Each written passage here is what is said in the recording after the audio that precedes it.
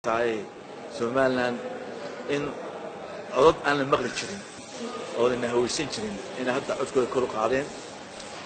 Morgan hadda isagu waxa waa butcher of Hargeysa dad kii Hargeysa leeyahay wanikii Desleter ka qoray maanta inuu hadlo ma waxay sidii Yuhuud intan soo qaban inuu karinaayay laba daba galabahay si ikhmanka laga soo qabtay magaalada Sayid lixda ka soo qabtay Latin America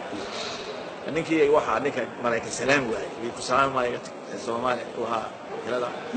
marka tamar daraanteen